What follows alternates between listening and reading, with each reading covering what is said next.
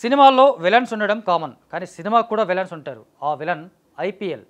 అందుకే IPL season వస్తుందంటే cinema వాళ్ళ గుండెల్లో సిక్సర్లు, ఫోర్లు మోతలు మోగుతూ ఉంటాయి.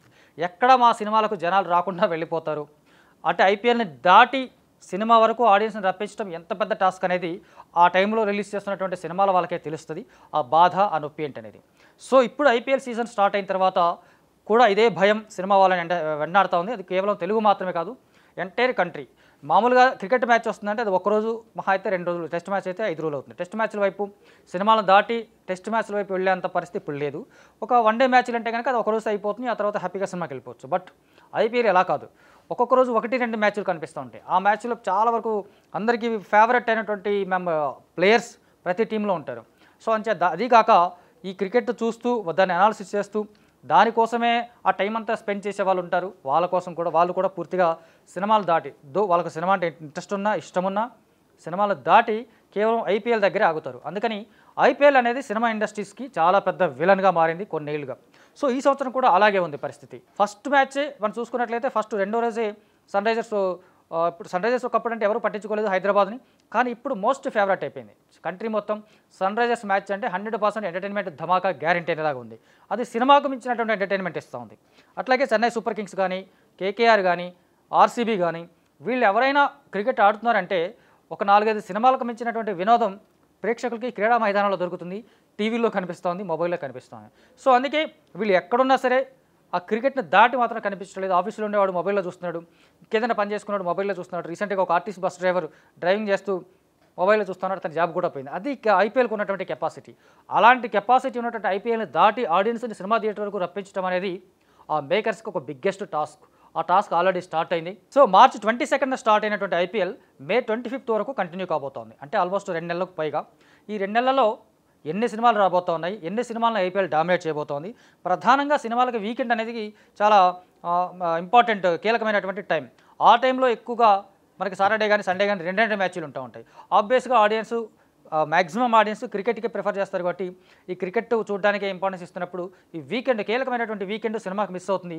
వీక్ డేస్లో సినిమాకి రావడం అనేది నార్మల్ డేస్లోనే కష్టం కాబట్టి ఇంకా క్రికెట్ డేస్లో రావడం ఇంపాసిబుల్. సో ఇదొక పెద్ద సమస్య సినిమా ఇండస్ట్రీకి సంబంధించి చూసుకున్నట్లయితే. ఈ సంవత్సరం కూడా సమ్మర్కి మనం చూసుకుంటే ఈ సమ్మర్ ఇక్కడ నుంచి మొదలుపెట్టారు. 22nd స్టార్ట్ అయిన ఈ సమ్మర్ సీజన్ కావచ్చు, లేదా క్రికెట్ మ్యాచ్లు 22nd స్టార్ట్ అయినాయి. ఆ తర్వాత వస్తున్నటువంటి పెద్ద సినిమాలు చూసుకుంటే మనకు వీరధీరసూరన్, ఎల్ టు ఎంపురాని మలయాళం నుంచి, వీరధీరసూరన్ మనకి తమిళ నుంచి వస్తుంది. తెలుగు నుంచి robin hood, mad square, Hindi నుంచి సికందర్.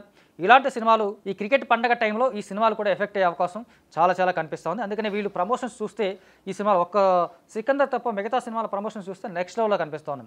ఏ చిన్న అవకాశాన్ని వదులుకోవట్లేదు. ఈవెన్ క్రికెట్కి సంబంధించినటువంటి కంటెంట్ కూడా వాడుకొని వీళ్ళు ప్రమోషన్స్ చేసుకుంటూ ఉన్నారు. అంటే ఒక రకంగా ఆడియన్స్ని తీసుకురావడం అనేది ఒక బిగ్గెస్ట్ టాస్క్. సో ఏదైతే మనకు ఒక క్రికెట్ ఐపీఎల్ మ్యాచ్లో సెంచరీ కొట్టడం ఎంత కష్టమో, సెంచరీ కొట్టడానికి ఎంత కష్టపడాలో దానికి మించి వీళ్ళు సినిమాలకి జనాలు తీసుకురావడం కోసం ప్రమోషన్స్ రూపంలో అంత హార్డ్ వర్క్ చేస్తున్నారు. సో ఇక మనకి మార్చి నుంచి మే 25th వరకు ఉన్నటువంటి ప్రధానటువంటి సినిమాలు చూసుకుంటే కనుక చాలా పెద్ద హీరోల సినిమాలు ఎక్కువగా లేవు, కానీ చూసుకుంటే చాలా వరకు మనకు. సో ఇక ఏప్రిల్ నుంచి చూసుకుంటే కనుక మనకి ఏప్రిల్ 10న సిద్ధు జొన్నలగడ్డ నటించినటువంటి జాక్ సినిమా రిలీజ్ కాబోతుంది. జాక్ నుంచి వచ్చినటువంటి టీజర్ కానీ ఆ పాట కానీ సినిమా మీద కొంచెం హైప్ తీసుకొచ్చాయి. ఆ హైప్ నిలబెట్టుకుంటూ ఆ ఐపీఎల్ని దాటి ఆడియన్స్ని థియేటర్ వరకు రప్పించడం అనేది ఆ టిల్లు కూడా పెద్ద కష్టమే. అతను జాక్గా వచ్చినప్పటికీ టిల్లు కూడా పెద్ద కష్టమే. ఆ కష్టాన్ని అతను ఎలా దాట్ అనేది అతనికి వదిలేయాలి. ఇంకా అతని కష్టాలు ఏవో అతను పడతాడు. సో నెక్స్ట్ అదే రోజున మనకి తమిళ్ టాప్ స్టార్ అజిత్ నటించినటువంటి గుడ్ బ్యాడ్ అగ్లీ అనే సినిమా కూడా రిలీజ్ కాబోతుంది. దాన్ని మైత్రి వాళ్ళు ఇక్కడ రిలీజ్ చేస్తూ ఉన్నారు. సో అజిత్ మామూలుగానే ప్రమోషన్స్కి రాడు, ఇప్పుడు అసలే రాడు ఇంకా. సో అంచేత మిగతా ఆర్టిస్టులు ఎవరైనా ఈ సినిమాని ప్రమోషన్స్ చేయడము, ఆడియన్స్ని థియేటర్ వరకు రప్పించడం అనేది ఎంత పెద్ద టాస్క్ అనేది పాపం ప్రొడ్యూసర్స్కి తెలియాలి. వాళ్ళు ఎంత కష్టాలు పడతారు, ఎంత ఇబ్బంది పడతారు అనేది, ప్రొడ్యూసర్ల సమస్యలు ఎలా ఉంటాయి అనేది అంచనా కూడా వేయలేం. ఆ స్థాయిలో ఉంటుంది. అటు తమిళ్లో కూడా సినిమా పరిస్థితి అలాగే. తమిళ్లో కూడా ఆయన ప్రమోషన్స్ చేయడు, ప్రమోషన్స్కి రాడు. పెద్ద హీరోలే ప్రమోషన్స్ రానప్పుడు చిన్న హీరో తర్వాత నటించినటువంటి వాళ్ళు, హీరోయిన్లు కావచ్చు, క్యారెక్టర్ ఆర్టిస్టులు కానీ వీళ్ళు ఎవరైనా ఎంత ప్రమోట్ చేసినా ఆడియన్స్ పెద్దగా అట్రాక్ట్ అవుతారని చెప్పలేం. బట్ అతనికి ఉన్నటువంటి స్టార్డమ్ కావచ్చు, ఇమేజ్ కావచ్చు, తమిళ్లో ఓపెనింగ్స్ వచ్చే అవకాశం ఉంది. తెలుగులో అతనికి మ్యాక్సిమం అతని ఇమేజ్ ఇక్కడేం లేదు, అతనికి అంత మార్కెట్ లేదన్న విషయం రీసెంట్గా వచ్చినటువంటి పట్టుదల అనే సినిమాతో తేలిపోయింది. సో అది గుడ్ బ్యాడ్ అగ్లీకి ఐపీఎల్ అనేది పెద్ద విలన్గా కాబోతుంది అనేది మనం క్లియర్గా చెప్పొచ్చు. అట్లాగే ఓదెలా 2 తమన్నా హీరోయిన్గా నటించినటువంటి, అంటే మెయిన్ రోల్ చేసినటువంటి సినిమా ఇది. సంపత్ నంది డైరెక్షన్ పర్యవేక్షణలో అశోక్ తేజ అతను డైరెక్ట్ చేశాడు ఈ సినిమాని. సో ఈ సినిమాకి సంబంధించి చూసుకున్నా కూడా ఆ టీజర్కి మంచి హైప్ వచ్చింది. ఆ తర్వాత బిజినెస్ కూడా చాలా స్ట్రాంగ్ బిజినెస్ అవుతా ఉంది. సినిమా మీద భారీ హైప్స్ ఉన్నాయని చెప్పేసి చెప్తా ఉన్నారు. బట్ ఐపీఎల్ అనేది దీనికి హైప్ని ఆపే అవకాశం స్పష్టంగా కనిపిస్తోంది. ఏప్రిల్లో ఇంకా మంచి రంజుగా జరుగుతూ ఉంటాయి. అప్పటికే ఒక దశ దాటుతూ ఉంటుంది క్రికెట్. ఆ దశ దాటిన తర్వాత వచ్చేటువంటి టఫ్ టీమ్స్ ఏవైతే ఉన్నాయో పెద్ద పెద్ద టీమ్స్ మాత్రం మిగిలితే అవకాశాలు ఉంటాయి.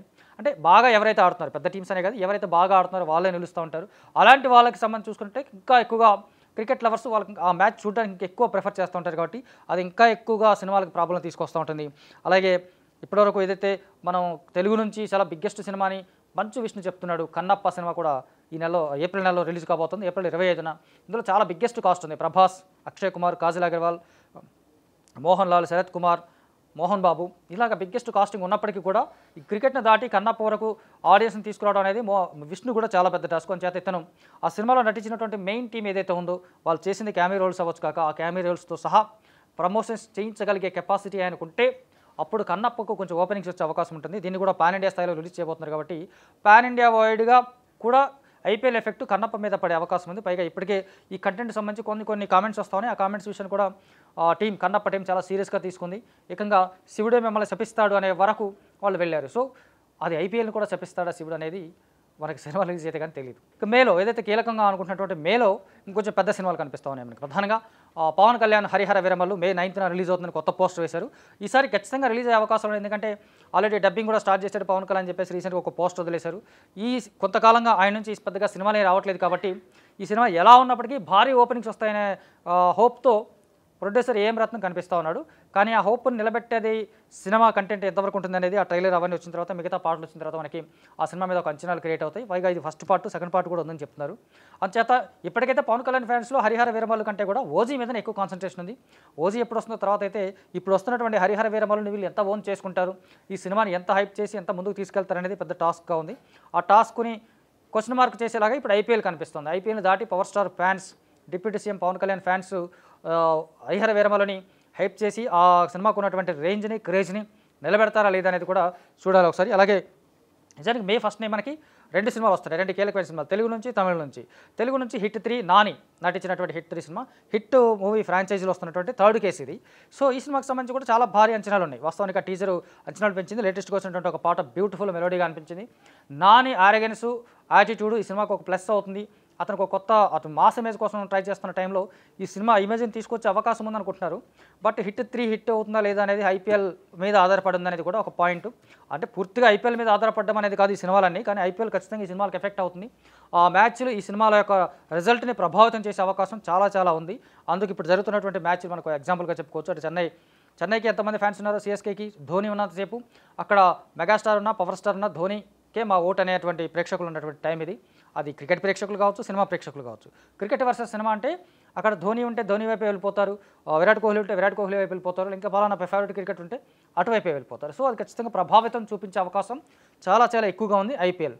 సో ఇంకా అదే రోజు చాలా కాలంగా ఒక హిట్ కోసం ప్రయత్నిస్తున్నటువంటి సూర్య నటించినటువంటి రెట్రో సినిమా రిలీజ్ కాబోతుంది May 1నే, మే డే రోజు. అతను సూర్య చాలా ప్రయత్నం చేస్తూ ఉన్నాడు. మోస్ట్ టాలెంటెడ్, తెలుగులో పెద్ద మార్కెట్ ఉంది. అయినప్పుడు కూడా దాన్ని క్యాష్ చేసుకోవడంలో ఆయన కథల ఎంపికలో తడబడుతున్నాడా లేదా ఇంకేమో వాటెవర్ ప్రాబ్లమ్స్ ఏమన్నప్పుడు కూడా ఆయనకు ఒక పెద్ద హిట్ వచ్చి చాలా కాలమైంది వాస్తవానికి. అంటే జై భీమ్ లాంటి సినిమాలు పక్కన పెడితే అది కూడా ఓటీటీలో వచ్చింది. ఆ తర్వాత రీసెంట్గా వచ్చినటువంటి కంగువా పాన్ ఇండియా స్థాయిలో పెద్ద హిట్ అవుతుంది అనుకుంటే పాన్ ఇండియా స్థాయిలో డిజాస్టర్ అయింది. సో ఈసారి వచ్చేటువంటి రెట్రో సినిమా మీద చాలా కాన్ఫిడెంట్గా ఉన్నాడు, చాలా ఆశలు పెట్టుకున్నాడు. కార్తిక్ సుబ్రాజ్ డైరెక్ట్ చేసినటువంటి ఈ సినిమా టీజర్ కూడా చాలా బాగుంది. సో మామూలు టైంలో వస్తే కనుక చాలా పెద్ద హిట్ అయ్యేటువంటి అవకాశాలు ఉన్న సినిమాలాగా కనిపిస్తున్నటువంటి ఫ్లేవరు ఈ సినిమా ప్రమోషనల్ కంటెంట్స్లో కనిపిస్తుంది. బట్ ఇప్పుడు ఐపీఎల్ టైంలో వస్తుంది కాబట్టి రెట్రో ఐపీఎల్ని దాటి సూర్యకు ఒక పెద్ద హిట్గా నిలబడుతుందా లేదా అనేది కూడా ఒక పెద్ద క్వశ్చన్ మార్క్ అయితే చెప్పుకోవచ్చు. సో ఇంకా అట్లాగే May 9నే రవితేజ నటించినటువంటి మాస్ జాతర విడుదల కాబోతోంది. ఈ మాస్ జాతర అంటే రవితేజ సినిమాలో అయితే హిట్ లేదంటే ఫట్ అన్నట్టుగా ఉంటాయి కాబట్టి దానికి ఐపీఎల్ పెద్ద ఎఫెక్ట్ చేస్తుంది. ఆ ఎఫెక్ట్ వల్ల ఈ సినిమా పోతుందని చెప్పడానికి ఏం లేదు. పైగా ఆయన కొన్నాళ్ళుగా చేస్తున్న రెగ్యులర్ కంటెంట్స్. బట్ మాస్ జాతర చూసుకుంటే చాలా క్రాక్ తర్వాత మరోసారి పోలీసు పాత్రలో కనిపిస్తున్నాడు. ఆ మధ్య వచ్చినటువంటి గ్లిమ్స్ టీజర్ ఇవి కూడా చాలా పవర్ఫుల్గా కనిపించాయి. సో ఒక కొత్త ప్రయత్నం చేస్తూ ఉన్నాడు అనే ఒక కలర్ అయితే కనిపించింది. కానీ మరి మాస్ జాతరకి క్రికెట్ ఐపీఎల్ ఎంతవరకు ఎఫెక్ట్ అవుతుంది అది ఆ రోజు తెలుస్తుంది. సో May 25 వరకు వచ్చే సినిమాలకి ఖచ్చితంగా క్రికెట్ గండం ఉంటుంది. ఐపీఎల్ అనేది వీళ్ళకి ఒక పెద్ద విలన్గా మారబోతుంటాడు. సినిమాలో ఎంత పెద్ద విలన్ అయినా ఒంటి చేత్తో బట్టి కనిపించేటువంటి మన సినిమాల హీరోలు ఈసారి ఐపీఎల్ లాంటి విలన్ ఎదుర్కోవడం అంత ఈజీ ఏం కాదు. ఐపీఎల్ని దాటి మొత్తం దేశవ్యాప్తంగా ఉన్నటువంటి సినిమాలు ఏవైతే ఉన్నాయో నిజంగా అదే ఏప్రిల్లో మనకి జాట్ కూడా రిలీజ్ అవుతుంది హిందీ నుంచి. జాట్ ట్రైలర్ వచ్చింది, చాలా అద్భుతంగా ఉంది. అది కూడా సేమ్ మామూలు టైంలో వస్తే కనుక జాట్ ఒక బిగ్గెస్ట్ రికార్డ్స్ క్రియేట్ చేసే సినిమాలాగా కనిపిస్తుంది ట్రైలర్ చూస్తే. కానీ దానికి కూడా ఒక ఐపీఎల్ ఎఫెక్ట్ ఉండే అవకాశం ఉంది. సన్నీ డియోల్కి స్పెషల్ ఫ్యాన్ బేస్ ఉంది, చాలా ఏళ్ళుగా చాలా సీనియర్ మోస్ట్ హీరో. ఆయన ఏం చేసినా యాక్సెప్ట్ చేసేటువంటి ఫ్యాన్స్ ఉన్నారు. అంటే ఆయన ఒక బోరింగ్ పంప్ ఓడబీకినా హ్యాపీగా చప్పట్లు కొడతారు. ఈసారి ఒక పెద్ద ఫ్యాన్ పెట్టి పట్టుకొని కొడతా ఉన్నాడు, దానికి కూడా చప్పట్లు కొట్టేటువంటి ఫ్యాన్స్ ఉన్నారు. సో ఓ రకంగా అతనికి ఉన్న ఫ్యాన్ బేస్ ఈ సినిమాకు ఒక క్రేజ్ తీసుకురావచ్చు. ట్రైలర్ చాలా పెద్ద ప్లస్ అయింది. అయినప్పటికీ ఐపీఎల్ అనే ఒక పెద్ద విలన్ని సన్నీ డియోల్ కూడా ఎదుర్కోవాల్సి ఉంటుంది. అట్లాగే ఈ సినిమాలు చూసుకుంటే ఇంకా వీటన్నిటికీ ఐపీఎల్ అనేది ఒక పెద్ద విలన్గా మారబోతుంది. ఆ విలన్ని ఇండియన్ సినిమా ఎలా ఎదుర్కోబోతుంది అనేది చాలా ఒక ఇంట్రెస్టింగ్ ఫ్యాక్టర్గా చెప్పుకోవచ్చు. అది ఎదుర్కొంటారా లేదా అనేది ఈ నెలాఖరులో విడుదలవుతున్నటువంటి సినిమాల నుంచి మొదలవుతుంది. ఆ సినిమాల రిజల్ట్ని బట్టి ఒక అంచనాకు రావచ్చు.